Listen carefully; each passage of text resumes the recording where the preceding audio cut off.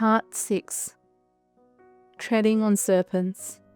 A close friend invited me over to relax and talk while he painted the outside of one of his parish's outbuildings. He was recently discerned out of minor seminary. I myself was home from major seminary for a holiday or seasonal break. He was at the top of the ladder painting. I was below, simply enjoying the fine weather and the good company. Suddenly, a feeling overtook me, a rising tide, peaceful but powerful, gentle and yet compelling. It was an interior manifestation, and yet certainly exterior in origin. I never lost control of my senses, and sense of reality for that matter. Without intellectual reasoning, but rather by way of sheer prompting, I said, quite astonished, "T, I feel like the Blessed Mother is coming." T responded simply and positively, even unfazed. I continued, "T, I feel like I'm supposed to kneel." T, a man of marked prayer and discernment, replied quite jovially, "Well then, kneel." For a moment, I was too embarrassed and self-conscious. We were outside, fully visible. The adjacent street was not particularly busy, but certainly used. I tried to resist the urge, wondering if it might not be my imagination, but the inclination to kneel remained immovable and seemingly quite independent of my own volition. It was as if, and perhaps I mean this quite literally, my guardian angel had silently shouted into my ear, "Quick, the Queen is coming, kneel with love before the Queen of heaven and earth." The yard was tiered. I knelt, facing a low stone retaining wall. Suddenly, as if through a door opening, but rather more like through a tear in the canvas of present things, Our Lady stepped out over the wall, golden silver light pouring out like clouds of water around and beneath her, so that I never actually saw her feet touch the wall.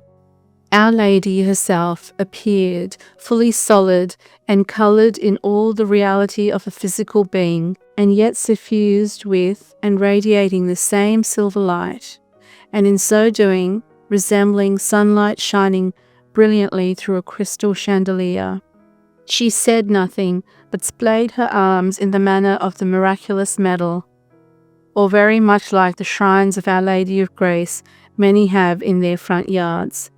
I then saw a serpent pinned between Our Lady's feet. 3 things were immediately made apparent to me by way of impression. 1. To myself, or any sinful mortal, the serpent would and should have been immediately deadly. 2. The serpent shined like obsidian glass, but to call it black in colour is inaccurate. Its colour, or utter lack thereof, was somehow literally the void. And 3. For just a moment, I was suffused with just the merest hint of an impression of this wretched beast's powerlessness. To even imply that the serpent was powerless beneath Our Lady's feet is to grant its state a word of description, a single syllable of which is infinitely too much power. I said to myself, an earthworm under a skyscraper has infinitely more power than this serpent. And suddenly all of it disappeared. Stunned, I spoke to T. I cannot now remember what I said, but it must have been a general and quick description of what had just taken place. He replied, "Ask our Lord and Lady if it was from heaven, and if so, why did you see it? What are you supposed to learn from it? If it really was Our Lady, just trust they will let you know. If it wasn't, if it was just somehow my imagination, it was still a good image." The next day, I went for a walk. The whole thing was still very much on my mind. Taking a wooden path, I began to pray my rosary. I had almost completed the fifth mystery when I neared the end of the path, the terminus of which was a Lourdes grotto. Even then, through the trees, I could see the statue of Our Lady of Lourdes. I knew the path well, and so fixed my gaze on the statue as I entered the grotto. I didn't even look down to cross the small stone bridge that spanned a trickling spring at the grotto's entrance. I finished my rosary, peacefully accepting that I had received no discernment regarding the previous day's image, and so turned to leave. No longer having the statue of Our Lady to focus on, my eyes were naturally drawn downwards to my feet as I retraced my steps back across the small stone bridge. To my astonishment, there, in the middle of the flagstone step, was a small snake, freshly killed, crushed. I turned to look back at the statue of Our Lady in the grotto. Immediately I heard interiorly what I believed was the voice of the Blessed Mother. She said, "See, just keep your eyes on me, and you'll tread on no serpents, and never even know." Part 7. A Glimpse and Renewal. I will recount a final dream. I had it after already having been ordained a priest. I am in a small grocery store. Somehow, I know it sits across the street from a large, worldly university. The lights in the store are off, as are those of the university. Only a dull grey light shows through the windows from outside, like an outcast dawn. The aisles are full of young students from the university. They are proud, self-interested, and self-indulgent. Each one is trying to fill his or her own cart with groceries, but only by stealing items from each other, so that no one can complete the task. There is an air of anger and frustration, accusation and self-pity. I seem somehow invisible to them. Suddenly, a priest in a black clerical cassock and with a large silver religious medal, a miraculous medal, hanging from a chain onto his chest, appears before me. He grabs the front of my cart and begins to lead me in earnest through the aisles of the store, pulling item after item off the shelves until my cart can carry no more. He pulls me up to the checkout counter, goes behind the counter himself, where I expect him to begin totaling what I owe. I tell him, "But I have no money." He smiles. He seems like a real person, exuding love, like someone I would recognize from history, even though I had never met him during my own lifetime. I even notice that one front tooth is chipped or broken. I believe he is either of a religious order or else is a secular Diocesan priest, but greatly influenced by a certain Marian spirituality. He answers me, urgent and yet joyful.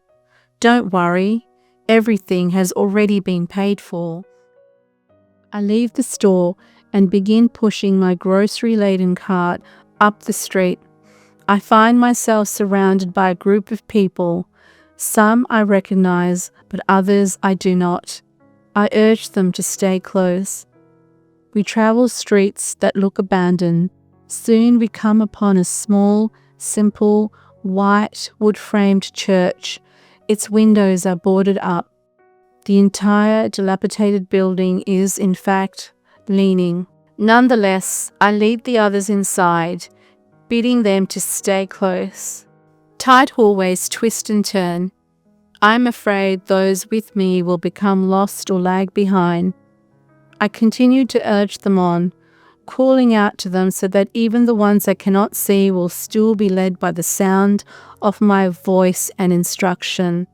Little by little, as we move forward, I notice that the passage is becoming wider and more welcoming. I realize quite suddenly that the interior we have traveled would not have possibly fit into the church we saw from the street. With that realization, we unexpectedly emerge into a truly gigantuan church, larger and far grander than even St. Peter's in Rome.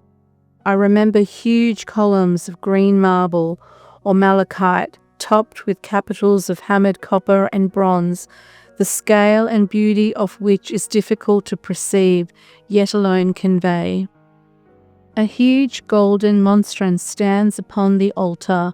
Seemingly unended lines of tonsured young men and women, religious, both in full habits, file through the church in barefoot procession, chanting, with eyes humbled, downcast upon incense rising.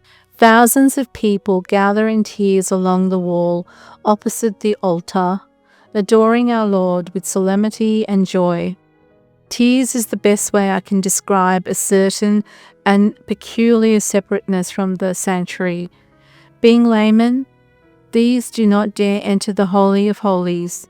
Their positions rather remind me of the tiered balconies I have seen in historic churches where nuns would attend Mass in choir.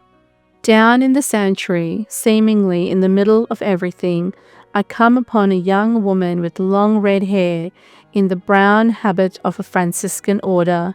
She is not veiled, and I get the sense she is a postulate of aspirant. She is kneeling on a prie-dieu, and though I am standing right in front of her, she does not seem to see me. Suddenly, a small window or screen opens, as if we have been separated by an invisible barrier. Now the young woman can see me. We begin to converse. We mutually affirm that we have been praying for one another for many years without even having yet met in the flesh. We urge one another on in further prayer, even as I move away towards the back of the sanctuary. In the back left corner of the sanctuary is a wrought iron spiral staircase. A line of souls ascends it. I myself reach the first step of the staircase and look up. The top opens through the ceiling onto a brilliant blue sky and clouds. I am consumed and suffused by the sense of paternal love and peace which spills from the opening. More glories await the church, but I know that my earthly mission is finished. The Father conveys that I have run the race. Finally, I am going home. Welcome to Mother in Refuge of the End Times. We are excited to be releasing our 4th book of prayers, introducing our most comprehensive book of prayers to date, entitled My Daily Prayer Book, Hope of a New Heaven and a New Earth. This collection of the most beautiful prayers is dedicated to and inspired by the Queen and Mother of the End Times. As is seen on the cover page, immerse yourself in the profound richness of Catholic tradition with Mother in Refuge of the End Times, My Daily Prayer Book. This meticulously curated collection features prayers for every moment and every occasion, providing spiritual support and inspiration throughout your day.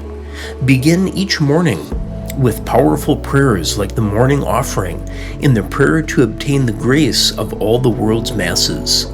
Deepen your devotion with prayers dedicated to the divine will and the Sacred Heart of Jesus.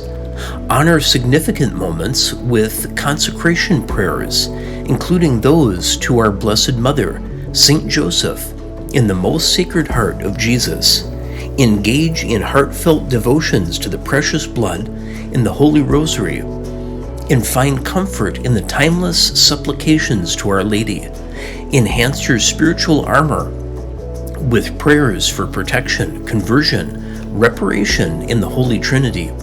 This comprehensive prayer book also includes special sections for confession, Mass, the Holy Souls, bedtime, and saint intercessions, ensuring you are spiritually fortified at all times. Perfect for personal devotion or as a thoughtful gift, this prayer book is your companion in faith, offering solace, strength, and a deeper connection with God. Enrich your spiritual journey today and embrace the power of prayer with Mother and Refuge of the End Times, my daily prayer book. As always, we thank you so much for your support of this ministry, and may the Lord always shed His grace and love upon you.